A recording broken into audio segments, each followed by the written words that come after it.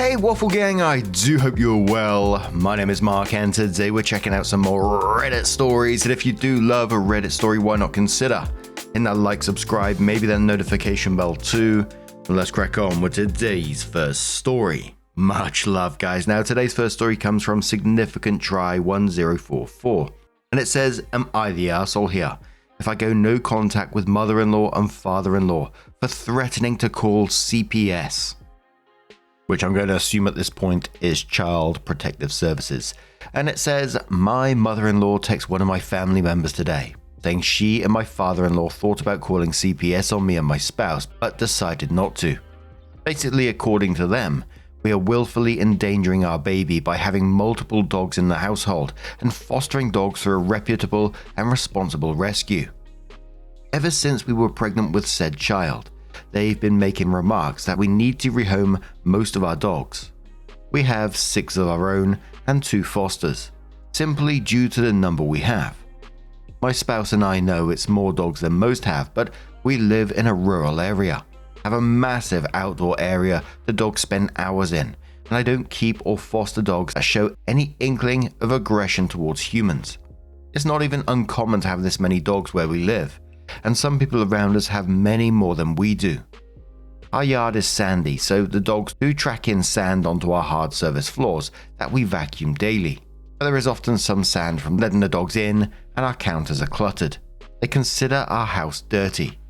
By comparison, their house is always clean enough you could eat off their floor. The worst part of this is they admit CPS wouldn't do anything. Our child is healthy, happy and clean. Their doctor says they are in perfect health, and the doctors have never so much as accidentally scratched, stepped on, or even looked at them wrong. We don't let the dogs in the bedroom or the play area and actively train our dogs so they are good family members, either as our own dog or fosters. The dogs are also well taken care of, up to date on all shots and friendly. They can be energetic due to their various breeds, but we make sure any rough and tumble play is outside in their designated yard. My spouse and I also work in jobs that involve children. I've been in situations where CPS had to rightfully be called. It stings so much that someone would think to use CPS workers to bully us into rehoming our actual dogs and stop fostering, just because they admit they don't understand how or why we live the way we do. I think I'm more heartbroken than anything, because I can't fathom why someone would even hypothetically put us through this. Even our non-dog loving family members have acknowledged our dogs are all friendly and our home is a safe environment for our child. As much as I love each and every one of my furry toddlers, dogs, I know they are animals and would never keep one if I had any suspicion they could hurt my child or their friends. I know CPS wouldn't actually remove our child, but I can't stop wondering if every knock or phone call is from a worker starting an investigation. Would I be an a-hole if I ceased contact with my mother-in-law and father-in-law? I don't know if I even have anything to say to them. I don't know if I can even look at them. I can't even sleep because I'm worried they'll end up calling, even though they said they wouldn't. Why would they even mention this? How can they say they love us and not acknowledge how much an investigation into a false allegation could affect our child, our jobs, everything? Sorry if this is all over the place. If anyone even reads this, I know they never really liked us, since my spouse and I are very different from them. I just never thought they'd try to do this to us, let alone trying to use my family against us too. And nah, this is a not the arsehole from me. I know people in rural settings that have over 6 dogs as well. It's not an uncommon thing. As long as they got proper space, training, it isn't neglect, and you're fostering as well, which I think is just a wonderful thing. And I think this is just one of those situations where, for me anyway, your in-laws crossed a huge boundary, and I'm not sure how you come back from that, because it's always something that's in your back of your mind now that felt like some kind of power move where they've created this anxiety that you're now feeling. They can basically say at any point we can pull out this option and mess with your life, and I would simply want to take that power away from them. I think your spouse's stance on this is going to be really important at the same time. But JRM says not the arsehole. That does seem like a lot of dogs, but you seem to have it all under control. I'd have your spouse speak to them and get to the bottom of this. Maybe they are giant arseholes, or maybe they're just regular arseholes and this is a misunderstanding. Opie says, "Oh yeah, we know. My spouse and I joke, we thrive off coordinated chaos. I wish it was a misunderstanding. We called them after we found out, and they said that there wasn't any specific behavior or dog they were concerned about. It is purely just a number. They didn't even think CPS would do anything. They were just hoping the mere idea of talking to a CPS worker would make us decide to rehome 4 dogs." Cal says, "Without addressing the pet situation, I think that it is deplorable that your mother-in-law would threaten to contact CPS, much less via a third-party conversation. Your husband should probably take the lead in resolving the issue because they are his parents. Stopping contact will have serious repercussions between him and his parents. Ultimately, you need to take care of your immediate family first and foremost, not the arsehole." Big Mac says, "It sounds like you know what a potential nightmare having CPS call on you can be. It can be a huge problem, even for a family without issues. You don't know the CPS worker you will get, or the little problem that is small that day that they might assume is pervasive. They are literally playing with having your child taken away from you. You say you are safe, a good home, and it seems like you are, but as I said, you never know what will happen in that surprise moment when a stranger is there to evaluate you. It's like driving without a seatbelt. It's probably going to be fine, but you don't do it because the one time is not fine. The repercussions are severe. Especially in your case too, where you could lose your jobs on top of losing your child. They threaten you with a forced game of Russian roulette, and it's totally acceptable to go no contact with them because of it. Don't risk everything about your family, your child, and your livelihood on people who have no care for you at all." And when Ashley says, "Not the arsehole, it's a horrible thing to use CPS to bully someone into doing what you want, and it wastes the time of CPS themselves when they can be taking care of real issues. I don't suppose you could contact them first to warn them about a possible false report. At any rate, your mother-in-law and father-in-law wrecked the trust you had with each other, and put them on a timeout, at least for now, will be a good idea. Just be careful they don't try the stunt anyway, or something worse, if cutting off contact with them means they can't see their grandkid too. Seeing concern for the baby was what started all this." And one more comment which says you would be the arsehole if you didn't make steps to protect yourself. These steps include contacting a lawyer with a view of having a letter stating they are no longer to contact you, blocking all numbers in interaction with them, calling CPS and the police to report their threats and to get ahead of the narrative, having CCTV installed on your property to document any risk to you, your children, or your dogs. This is not only risking your children but your careers. Take steps to protect yourself.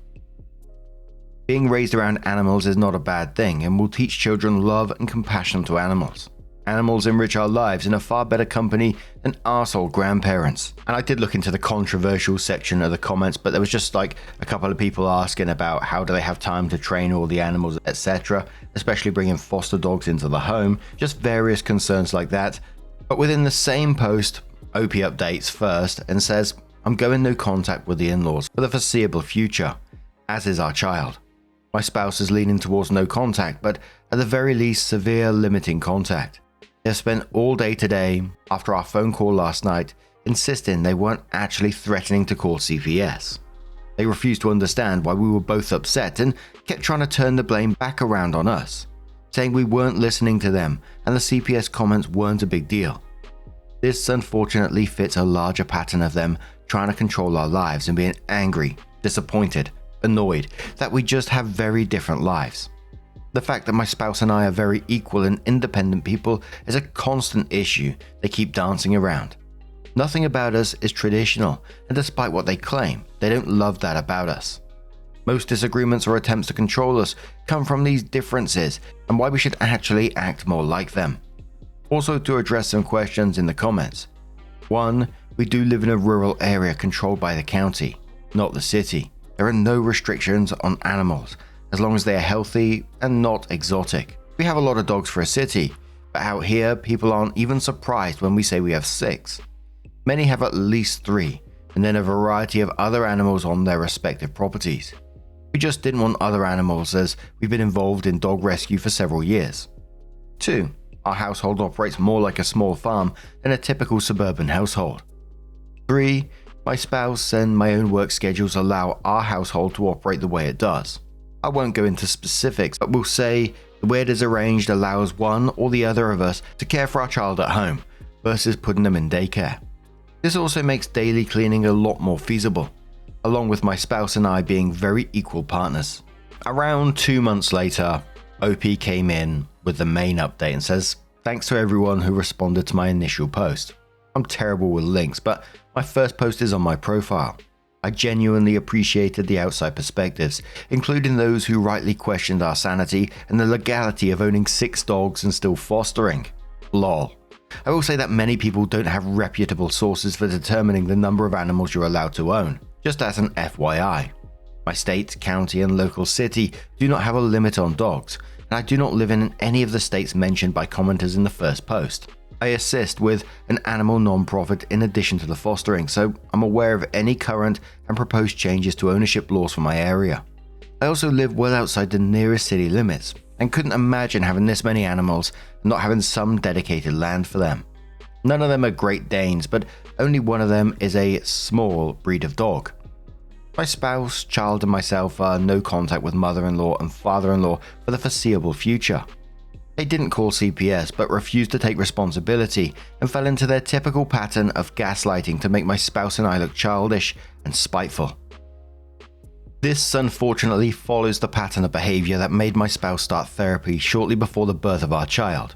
They frequently say mean, hurtful, or even borderline derogatory comments and then turn around and deny ever saying them. If we have proof, such as texts, they'll insist they were joking or misunderstood the context, even though the context is pretty fucking clear. A notable example is mother-in-law telling my spouse they needed to keep me under control when my spouse and I were planning our wedding because basically every aspect of the wedding was non-traditional, and this was hugely offensive to my mother-in-law. This is despite the fact that my mother-in-law is not religious. Nothing about our wedding was scandalous or offensive, and my partner and I decided on every aspect of our wedding together. She to this day tells us it was a joke or that she didn't actually say it, depending on her mood, despite our ranting to other family members about it and everyone else remembering it as being completely sincere. It's easier to see this now that my spouse and I aren't dealing with the immediate after effects of the CPS comment to my family. It took us by surprise, and it hurt so much this time because we genuinely thought my spouse's parents had changed. I was really looking to overlook the past so my child and future children have a good relationship with them. The fact that this time around they basically said that they don't like us because we're too different from them and too hard to understand was a really bitter pill to swallow. Maybe it's the fact that my family is so close, but I don't understand how someone can say that and in the next breath say they love us entirely. We're not even that out there or extremist in any sense. We get along with my huge extended family, and they come in just about every shade, flavor, and personality under the sun. I can't let my child or future children think love from their family is conditional on them being carbon copies of anyone, including their grandparents. Apparently, minor differences in how we spend our free time. They like binge watching TV and staying in bed and breakfast. We like board games and volunteering, for example, and our personal style choices is too much for them to handle. Despite being self-proclaimed feminists and staunchly not religious, apparently men still aren't supposed to have long hair or wear nail polish, and women should wear makeup.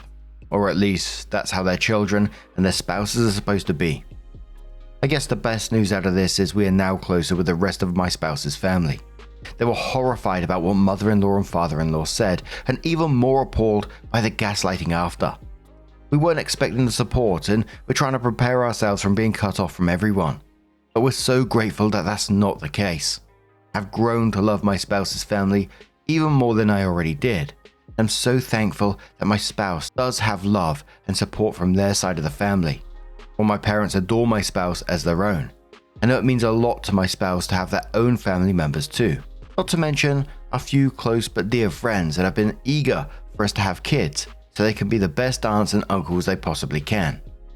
I don't wish ill on my in-laws, and I'm almost sad to say that our lives have been calmer and happier without them in it. I can't control their choices, and I can't stand to let them hurt my spouse any longer or possibly start doing the same things to our child. They can make their own choices and live with those consequences. And personally, I really couldn't see it going any other way, and that's just my opinion because Once you called CPS, I don't see any way coming back from that, especially when they're doubling down as well, saying, it's not a big thing. It just felt very power trippy to me. But what do you guys make of this situation? How would you feel if you was in OP's position? Would you be able to look past that ever? Let us know your thoughts down in the comments below.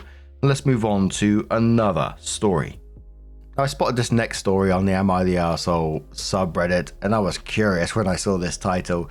It's from blah blah blah blah blah, and it says, "Am I the arsehole for refusing to let my neighbor use my vintage bathtub for his therapy sessions?" I, 28 female, live in an old Victorian house I inherited from my grandfather. One of the features of the house is the original clawfoot bathtub from the 1920s in the upstairs bathroom. I was originally going to look at having it removed, but kept putting it off and eventually fell in love with it, so I kept it. Enter my next door neighbor, Dennis, 50s male. Dennis is eccentric. He's into all these weird health trends like grounding his feet in buckets of dirt for electrical balance. Lately, he's gotten into hydrotherapy, which apparently requires him to soak in cold water for extended periods to reset his nervous system. 2 weeks ago, Dennis came over and completely out of the blue asked if he could use my bathtub for his hydrotherapy sessions. I thought he was joking, but no, he earnestly explained that my tub was the perfect energy conduit because it was pre-industrial revolution and untainted by modern manufacturing processes. I told him no, obviously. I don't want a rando wrinkly old dude filling it with ice water and doing whatever nonsense he's into. Dennis did not take this well.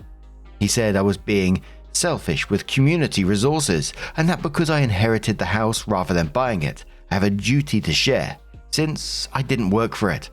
He started bringing it up every time he saw me, passive-aggressively saying things like, "Must be nice to hoard that all to yourself." And somehow this got out to the neighborhood Facebook group, who loves drama. And now half the street thinks I'm the villain for gatekeeping my own bathtub. The cherry on top is Dennis conveniently claims that his shower stopped working too, so he doesn't even have a place to clean himself. Not like this was a favorite pastime of his to begin with, respectfully. I was trying to avoid Dennis as much as I could and ignore the few comments from my neighbors, until I ran into one of my neighbors while I was going for a walk Saturday evening. I don't really know her, but we chatted briefly and somehow the issue came up. I was expecting some sympathy for the absurdity of all this, but this woman proceeds to tear into me, like literal verbal assault, by the end of it asking me why I was being so stupid and selfish, that I have multiple bathrooms in the house and couldn't even spare it to help this old man's health. This morning I found a literal gift-wrapped bar of soap in my mailbox. There was no note or anything, but I assume this was her insanely petty, passive-aggressive way of telling me to shove it. I do not want this man soaking in my tub. I do not care about his nervous system reset. But now, I feel like I'm losing my mind because everyone around me is acting like I'm some sort of selfish monster. I get that some of the people in the neighborhood aren't keen on me living here, but I live by myself and work and go to school all day. And I'm genuinely starting to worry that I'm going to come home someday to find Dennis reclining in my tub. Am I the arsehole here? Hell no, not the arsehole in this situation. If everyone around the neighborhood is so concerned that Dennis can't use an old clawfoot tub for whatever he needs to use it for, then they can all have a whip round and buy him his own clawfoot tub. Or they can let Dennis use their baths. Whenever I see posts like this with neighbors like this that are all turning on the OP for some wild reason, I always think of the film Hot Fuzz, where the whole village is basically a cult. The greater good. Dennis needs his bathtub for the greater good. And I think I'd be on those Facebook groups and just saying, are you guys listening to yourselves? Are you repeating those words back in your own head? You lot sound, I'm going to use a word that we read in the story yesterday. What kind of batshittery is this? 11 says, it's a common thing to say for these subs, but you go right ahead and thank everyone judging you for their unspoken offer to let dirty ass Dennis use their bathroom for his needs. Obviously they care so greatly about this that they're fine with him letting him do whatever he likes in their homes. Not the arsehole. Community resource. LOL. Some people have an overwhelming amount of audacity. Walking Wolf says you need to get into those Facebook comments and start making it clear how weird it is for some random old guy to start wanting to do his weird ice baths in your house. Not only is it weird because you're a young woman who'd be alone with that creepy old man, but if he's soaking in ice water, that could be a real health risk, and you don't want to deal with his dead, naked, wrinkled ass in your bathtub. If your neighbors feel so strongly, they can let him use their bathtubs instead. Put up some cameras because who knows what that old man is going to do next. Not the arsehole. And one more comment from Efficient School who says not the arsehole, of course. Having a stranger come into your home, disrobe, and soak for extended time periods in your tub is a very disturbing proposition. Good lord.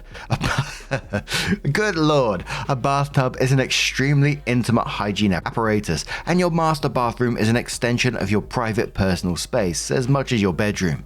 That alone makes it a hard no, sir. I didn't even want to think about a conversation with Dennis about how he would clean the bathroom and tub to your satisfaction after his nice long soak. But he would also likely use your sink, toilet, drip bath water on your floor, etc. And would he want to show up in his bathrobe and slippers? Will he bring his own bath mat and towels, cleaning supplies? Maybe he thinks it will be the perfect therapeutic place to clip his toenails and do a bit of various trimming, etc. while he's there. Surely your considerate and opinionated neighbor lady also likely has a tub. The very nerve to suggest he use yours instead of hers. Such an ick factor. It's giving me the willies. Not the willies. Anyway, what do you guys make of this situation? Imagine Dennis comes up to your door. Hey, can I use your bathtub? What are you saying to Dennis? Let us know your thoughts down in the comments below. And just a huge thank you for being here today, getting involved in the stories. Your love, your support, your time, it always means the absolute world to me. So thank you for being here. Thank you for being awesome. Just thank you for being yourselves. And I will see you in the next one. Take care and much love.